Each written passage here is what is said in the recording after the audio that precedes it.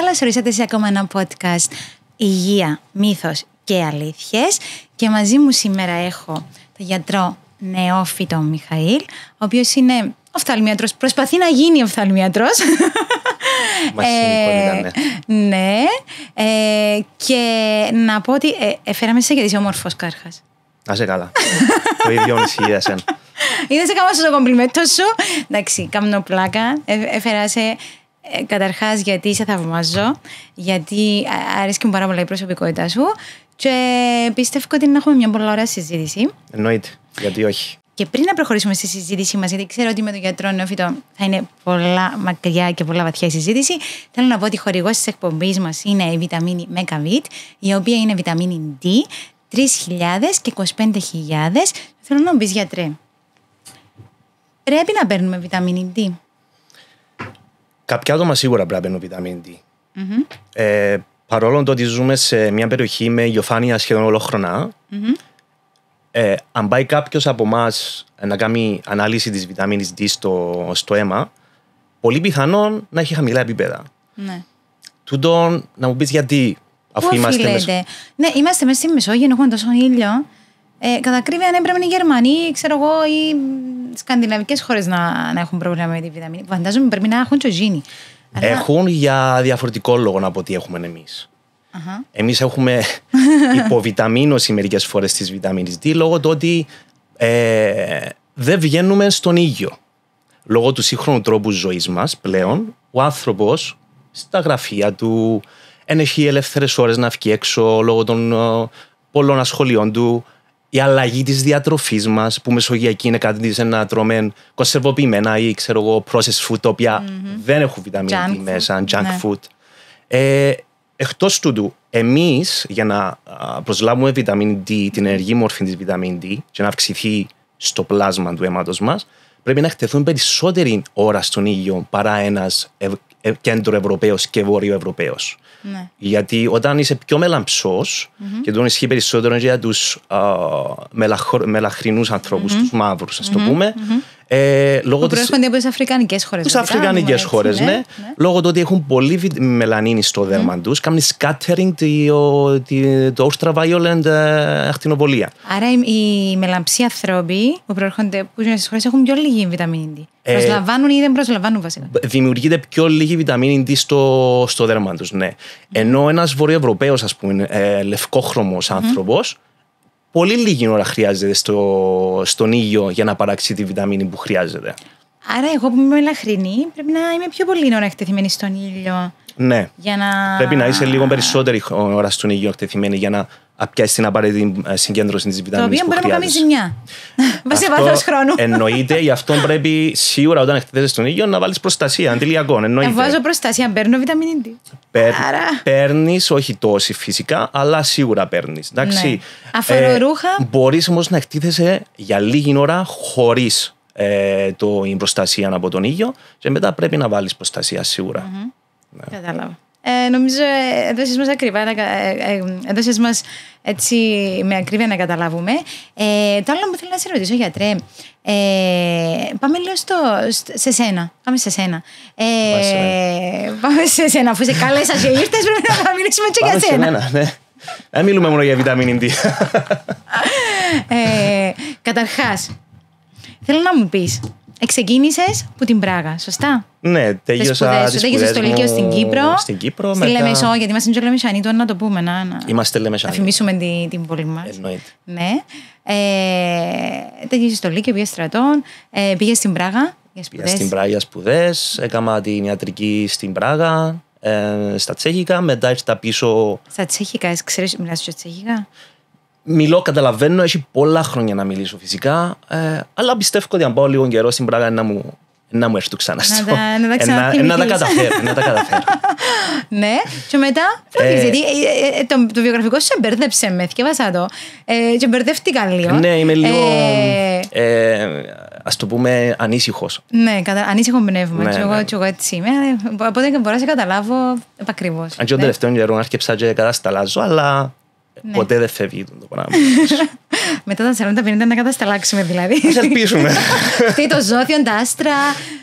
να το εύρουμε. Κάπου θα πέθουμε με την κατάσταλαξη. Τι ζώδιο είσαι? Τοξότης. Αν τα αποκαλούμε στο τοξόδιας. Τέλος πάντων, είπαμε τα. Θα με μια χαρά να τα πάμε, μαχώνες. Στο καλό να πάει. Είμαι Ταύρος, είμαστε τα αντίθετα. Τι να κάνω. Ταύρος και Τοξότης, ναι. Γίνεται σειρά. Ταύρος και Τοξότης. Λοιπόν, οπότε επιστρέφουμε, φεύγουμε από την Πράγα. Πάμε για ειδικότητα. Εδώ και εξετάσεις, μπήκα στη γενική χειρουργική στο νοσοκομείο. Έκανα περίπου 1,5 χρόνο, μετά έφυγα πια Ισραήλ. Έμαθα εβραϊκά για λίγους μήνες. Έμαθες και εβραϊκά? Ναι, έμαθα και εβραϊκά. Ναι. Έκανα την ειδικότητα της γενικής χειρουργικής, κομμάτι της στο Ισραήλ, και όπου αποφάσισα ότι τελικά θα έρθω στο Κύπρο. Συνέχισα την χειρουργική στην Κύπρο και σε κάποια φάση σταμάτησα. Μου άρεσε. Κάνει. Όχι, είναι σαν να μου μου άρεσε η χειρουργική. Αρέσκει μου η χειρουργική. Μπορώ να πω ότι μου αρέσκει η χειρουργική. Απλώς για κάποιους προσωπικούς μου λόγους, κάποιες έτσι σκέψεις μου μελλοντικές, αποφάσισα να αλλάξω και τώρα πλέον βρίσκομαι στην ειδικότητα της οφθαλμολογίας. Μάλιστα. Στο μάτι. Στο μάτι, ναι. Το μάτι είναι ωραίο. Το μάτι είναι ωραίο, είναι έξυπνο, είναι περίπλοκο, ναι, και έχει άμεση σχέση και με τον εγκέφαλο. Γιατί η όραση είναι η πιο σημαντική μας αίσθηση? Επειδή καθ' όλη τη διάρκεια της ζωής μας, ένας άνθρωπος ο οποίος δεν έχει πρόβλημα στην όραση του και είναι φυσιολογική η όραση του, όλες οι εμπειρίες και ο τρόπος που ο τρόπος ο οποίος διαπλάθεται ο εγκέφαλος και που αντιλαμβανόμαστε όλα τα πράγματα στον κόσμο, προέρχεται κατά 80 με 85% από την όραση. Ενώ από τις υπόλοιπες αισθήσεις, αφή, όσφρηση, γεύση, το υπόλοιπο 25%. Άρα καταλαβαίνεις ότι ο άνθρωπος διαδρά μέσα στον κόσμο και παίρνει τις εμπειρίες του περισσότερο από την όραση. Γι' αυτό η όραση είναι η πιο σημαντική αίσθηση στον άνθρωπο. Φυσικά κάποιος ο οποίος υπολείπεται της όρασης δεν σημαίνει ότι είναι... Αναπτύσσει τις άλλες αναπτύσσει ακριβώς τις υπόλοιπες του αισθήσεις. Έτσι ακοή μέσα, νομίζω την είπαμε. Ακοή, η αίσθηση, ναι, η μυρωδιά, ναι, η όσφρηση. Ναι.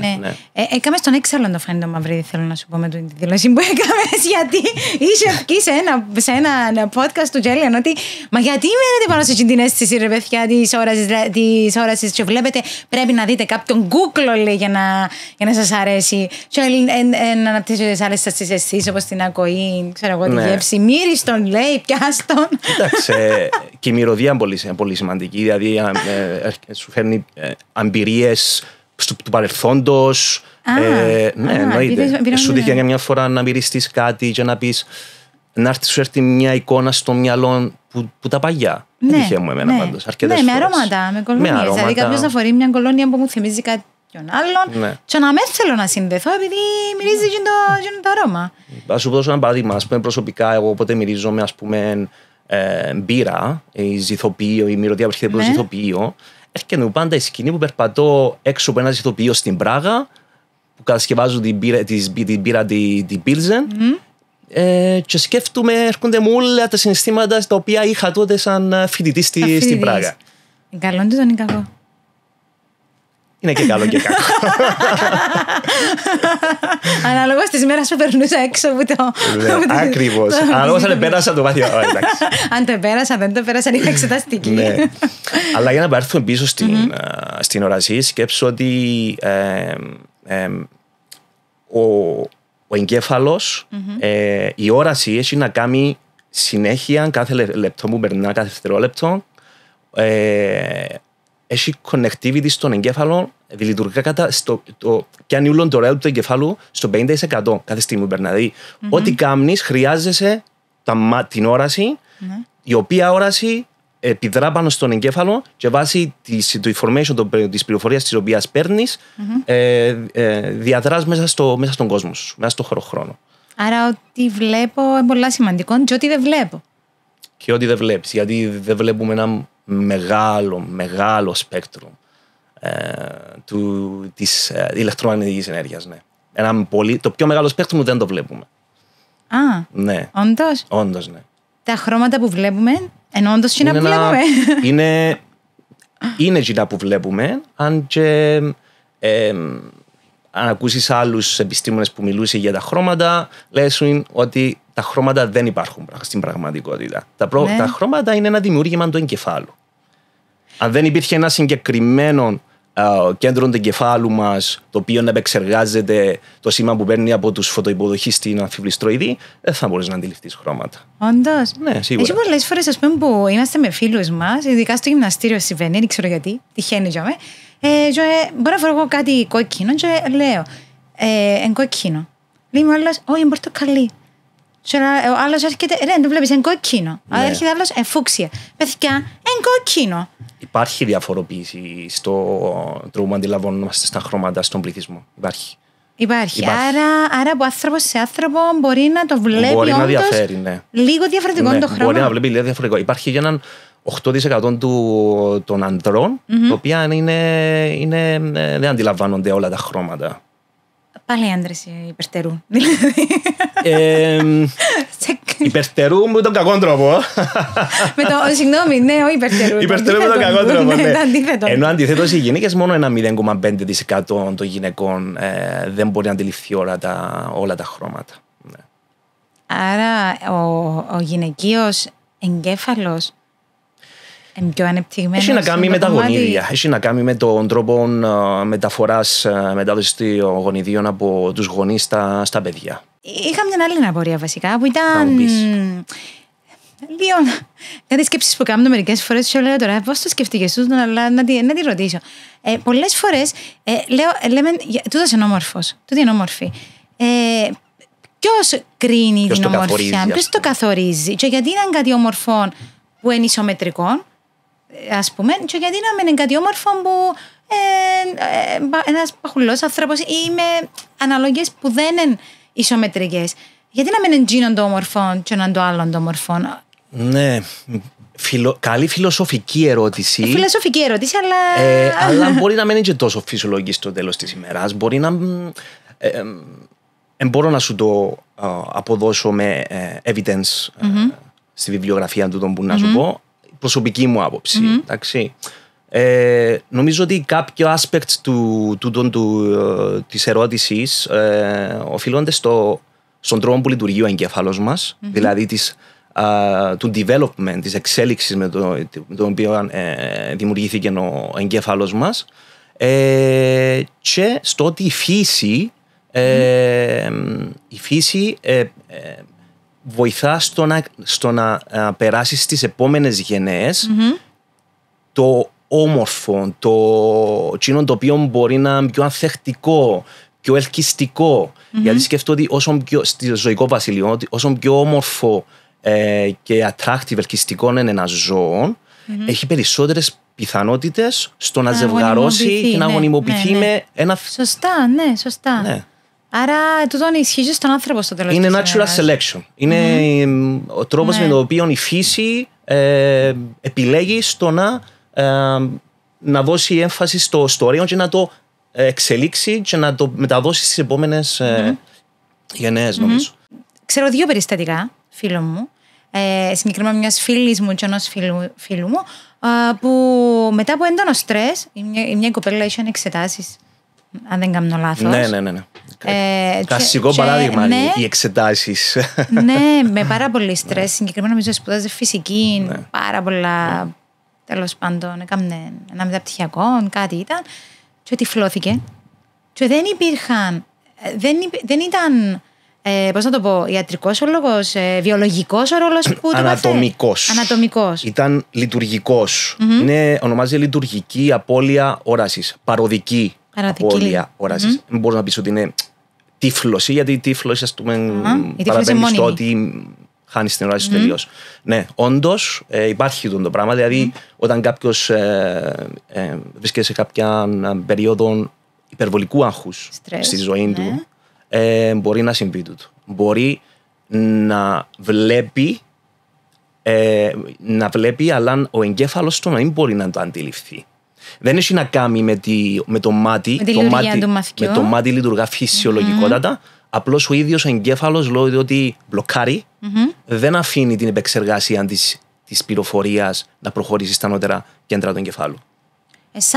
Σαν έναν έντονο τραύμα, ουσιαστικά. Είναι τραύμα, είναι τραυματική ισολογία και συνήθως του συμβαίνει στα παιδιά. Ναι. Και στα παιδιά συνήθως συμβαίνει αφωτερόπλα, δηλαδή και στα δύο τα μάτια. Ενώ στους ενήλικες πιο συχνά συμβαίνει στο έναν από τα δύο τα μάτια. Ναι.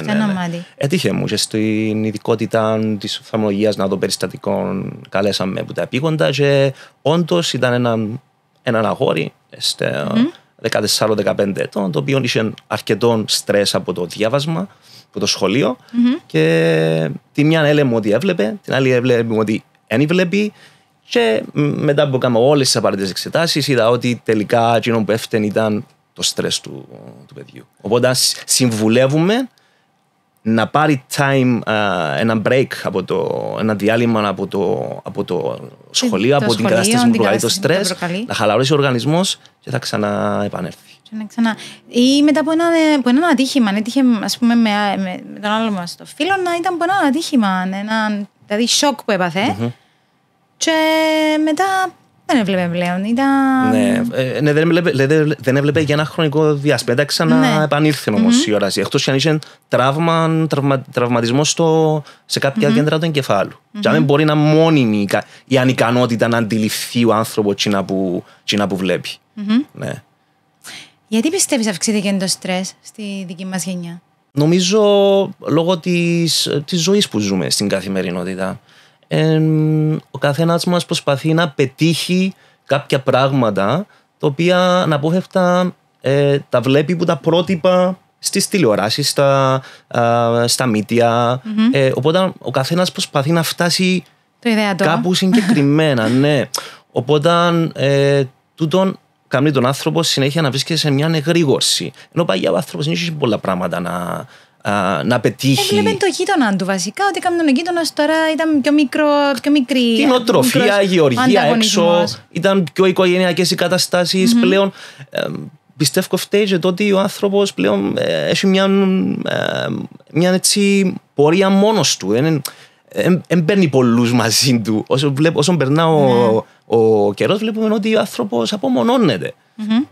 Μειώνονται ίσως οι φιλίες, μειώνονται οι ανθρώπινες σχέσεις, οι ανθρώπινες επαφές και στην προσπάθεια του άνθρωπος να πετύχει μέσα σε τούτον όλη την τρικυμία σίγουρα δημιουργά στρες στον εαυτό του. Και μετέπειτα έρχονται άλλες παθήσεις όπως τα αυτοάνωσα, όπως ο καρκίνος. Ναι, αυτοάνωσα, πολλά καρκίνη. Το άλλο που θέλω να σε ρωτήσω, ποια είναι η άποψή σου για τα κινητά στα παιδιά? Και μιλούμε και για πολλά μικρές ηλικίες, μιλούμε από 3. Εννοείς για πώς επηρεάζει. Πώς θα επηρεάσει μετέπειτα? Στα μάτια, σαν πρόβλημα στα μάτια εννοείς? Ναι. Εμείς η δικιά μας η γενιά μεγάλωσε χωρίς κινητά. Ναι. Εμείς το κινητό ανακαλύψαμε το ή τα social media, μπήκα στη ζωή μας όταν ήμασταν φοιτητές και λίγο πιο μετά. Άρα μετά τα 20. Γιατί είχαμε εκείνο το Nokia. Τέλος πάντων, και παίζαμε το φιδούι. Ναι, και παίζαμε φιδούι. Τέλος πάντων, έτσι πολλό παίζαμε. Μιλούσαμε, στέλναμε κανένα μήνυμα. Βρεθούμασταν. Τα κινητά ήταν μόνο για να παίξουν κάποια παιχνιδάκια και να πιάμε ένα τηλέφωνο και τούτο αρέα και που πλέον. Τώρα τα μωρά από 3 χρονών έχουν ένα κινητό στο sharing και έχουν το τσεδάμε. Και παίζουν, βλέπουν βίντεο, ξέρουν, έχουν πρόσβαση παντού. Είναι ένας λόγος γιατί αυξάνεται η μοιοπία στα μωρά. Τούτος. Όταν έχεις ένα μωρό που ηλικία 3 χρονών να κρατά έναν κινητό ή ένα τάμπλετ στο χέρι που κοντινή απόσταση και κάνει το όλη την ημέρα και δεν φκένει έξω να χαλαρώσει το μάτι του, είναι ένας λόγος στο να απτυχθεί μοιοπία σε εκείνον το μωρό. Οπότε πρέπει να παροτρύνουμε με οποιοδήποτε τρόπο τα μωρά σίγουρα να περνούν χρόνο έξω. Να μένει είναι συνέχεια στα κινητά και στα tablets. Δεν είναι η οθόνη η οποία δημιουργεί το πρόβλημα της μοιοπίας, είναι η εργασία στην κοντινή απόσταση. Και με την οθόνη. Ας με δαιμονοποιούμε μόνο τα κινητά και τα tablets, αλλά αν δεις και τις έρευνες οι οποίες έγιναν, δείχνουν ότι όσο πιο μορφωμένος είναι ένας λαός, τόσο περισσότερα περιστατικά μοιοπίας βρίσκεις σε τον πληθυσμό. Γιατί όταν ένα μωρό αρκεύει να διαβάζει από πολύ νωρίς, που κοντινή απόσταση, τότε το μωρό έχει περισσότερες πιθανότητες να αναπτύξει μοιοπία παρά από έναν το οποίο δεν διαβάζει. Ένα μωρό στην Αφρική, παραδείγματος χάρη. Πιστεύεις ότι ο άνθρωπος πρέπει να έχει έναν balance στο χρόνο που περνά στη δουλειά του, στην προσωπική του ξέρω εγώ, άσκηση, στις σχέσεις του με τους φίλους, στις σχέσεις του, στην ερωτική του σχέση, ή... Αν θέλει να έχει σχέση πρέπει να αφιερώνει χρόνο. Ωραίο. Διαφορετικά δεν μπορεί να έχει σχέση, νοή. Κοίταξε, ο κάθε άνθρωπος έχει τον δικό του τρόπο να χαλαρώνει και να περνά τον χρόνο του εκτός της δουλειάς του. Έχει κάποιους άλλους οι οποίοι τους αρέσει και να κάνουν τη γυμναστική τους, έχει κάποιους άλλους οι οποίοι τους αρέσει και να συνευρίσκονται με τους φίλους τους, έχει κάποιους άλλους οι οποίους τους αρέσει και να διαβάζουν βιβλία ή να ακούν podcasts. Να παίζουν πάντελ, καλή ώρα. Podcast, καλή ώρα, ναι. Δεν μπορείς να κρίνεις κάποιον που τον τρόπο με τον οποίο περνά τον ελεύθερο του χρόνο. Αλλά από τη στιγμή που επιλέγεις να έχεις άτομα στη ζωή σου, όπως μια σχέση, παραδείγματος χάρη, ή να κάνεις μια οικογένεια, πρέπει να σταθείς υπεύθυνος. Υπεύθυνος, ναι. Γιατί αν κάνεις οικογένεια και δεν αφιερώνεις χρόνο στο παιδί σου, σίγουρα κάποιο τραύμα θα του μείνει. Σεξουαλική υγεία μέσα σε ένα ζευγάρι παίζει σημαντικό ρόλο. Όσον είμαστε βιολογικά όντα, ναι.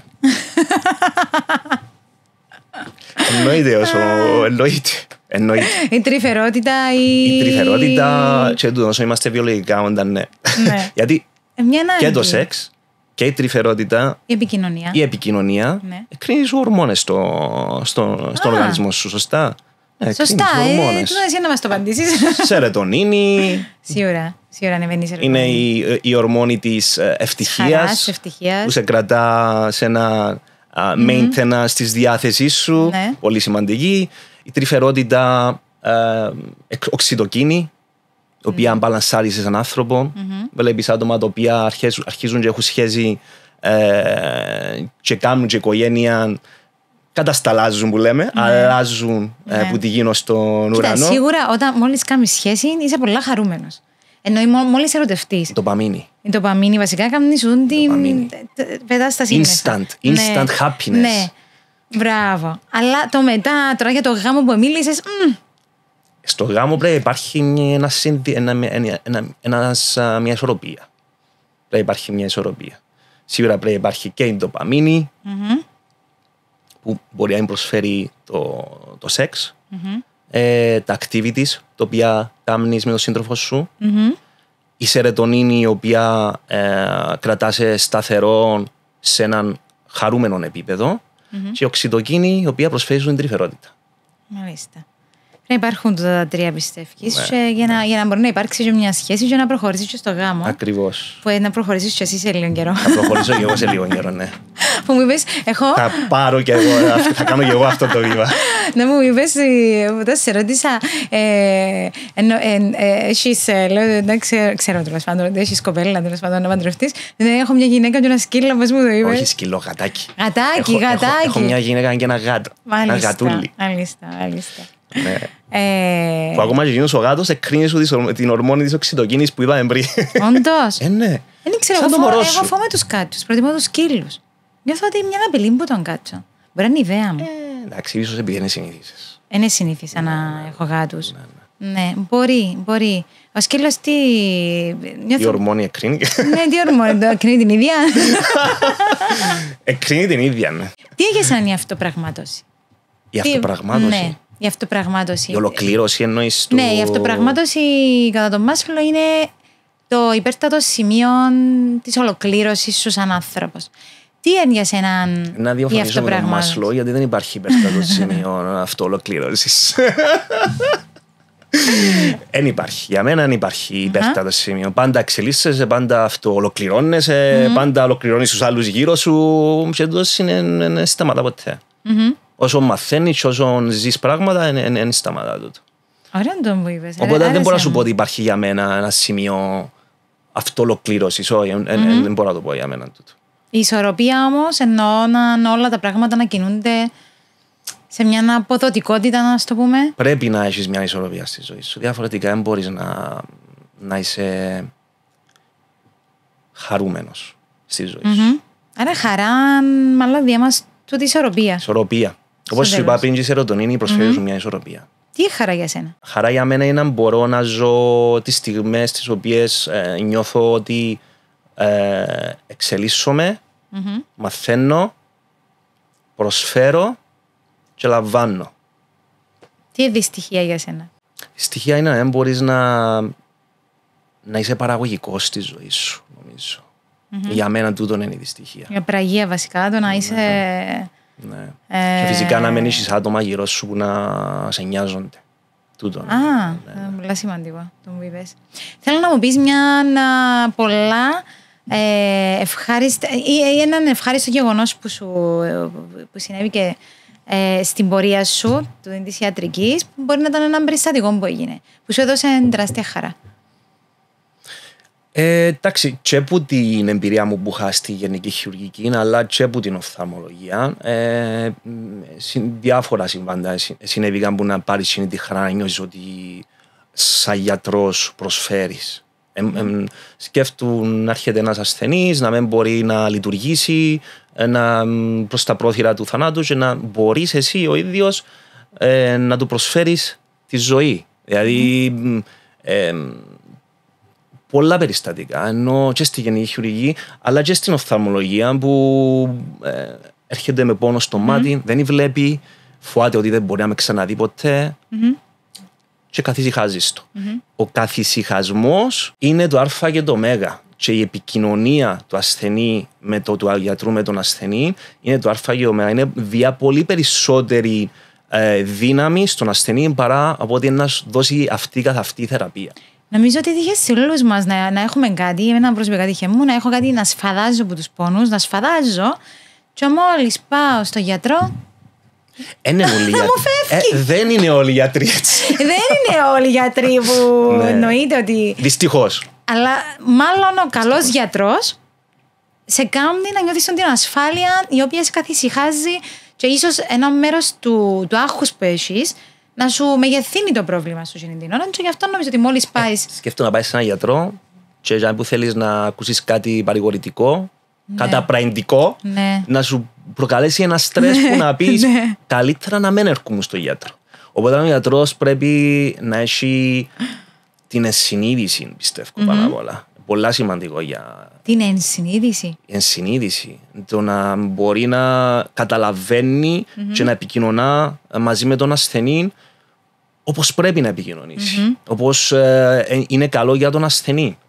Όχι να το πάρει εγωιστικά και να πει πατριαρχικά. Να δείξω τις γνώσεις μου όχι, είναι έτσι. Και να τον τρομοκρατήσω τον άλλο. Πολλά σημαντικό και για έναν γιατρό να παίρνει την επιβεβαίωση που τον ασθενεί. Δηλαδή πρέπει να λειτουργά both ways του το πράγμα. Τόσο ο γιατρός προς τον ασθενή, αλλά και ο ασθενής προς τον γιατρό. Πολλά σημαντικό για έναν γιατρό να ανταμείβεται με το ευχαριστώ γιατρέ μου. Να είσαι καλά και καμές με και είμαι καλύτερα. Πολλά σημαντικό. Δεν τον πλήσει, είναι πολλά σημαντικό γιατί καμιά φορά φεύγουμε και θεωρούμε ότι είναι υποχρέωση του άλλου να το κάνει.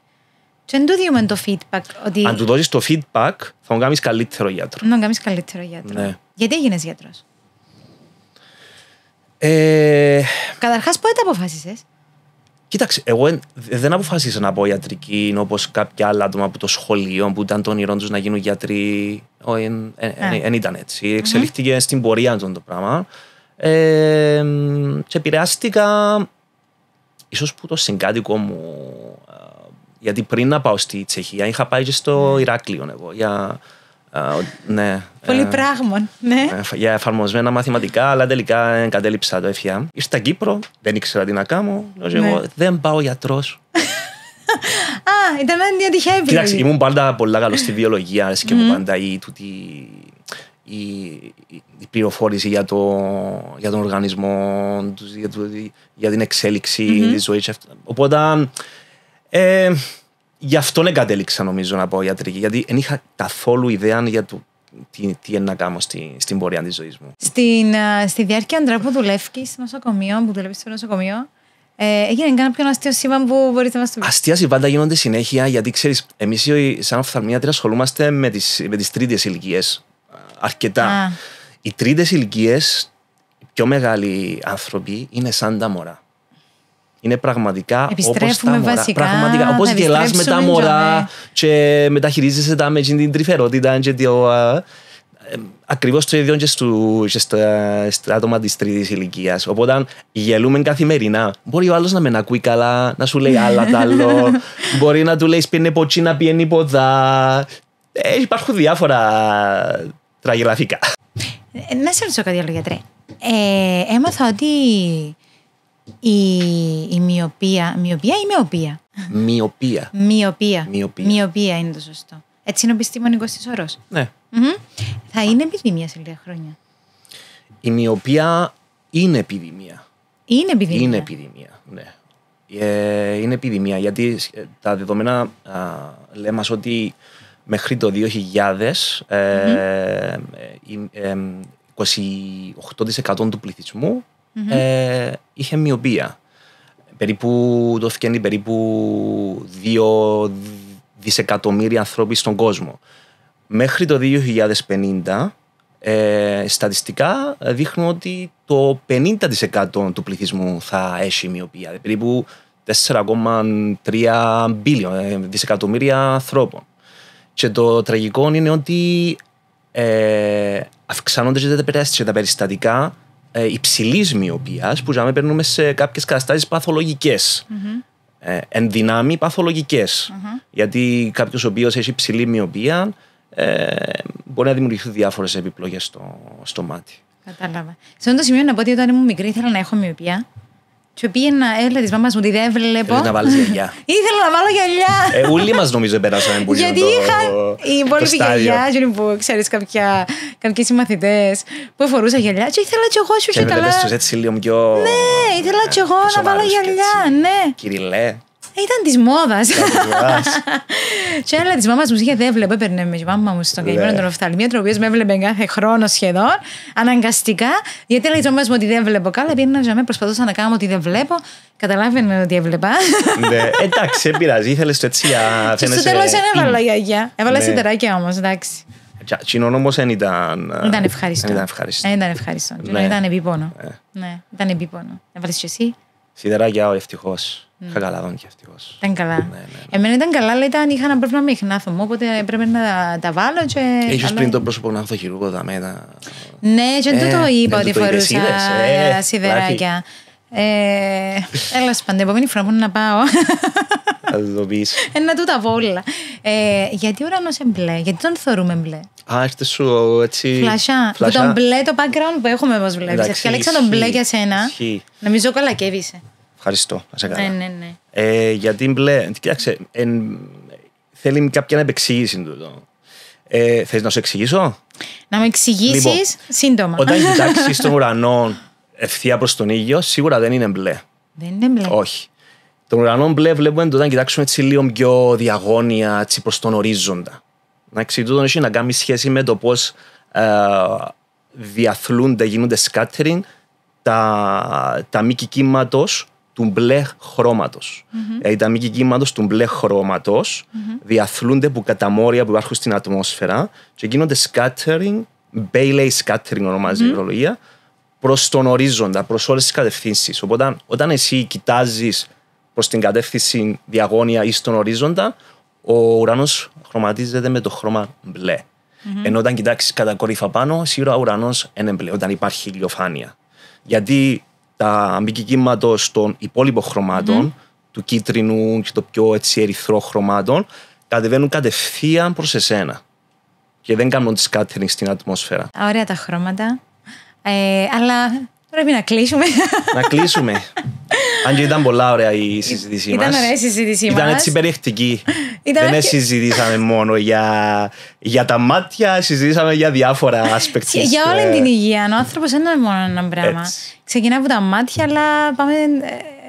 Είμαστε οντότητα. Το πιο σημαντικό είναι ο εγκέφαλος. Ναι, το πιο σημαντικό είναι ο εγκέφαλος, γιατί αντιλαμβάνεται, αλλά και νομίζω η υγεία είναι να έχουμε μια ισορροπία σε όλα, ακόμα και στις σχέσεις μας, τις φιλικές, τις ερωτικές. Και με τον εαυτό μας. Με τον εαυτό μας.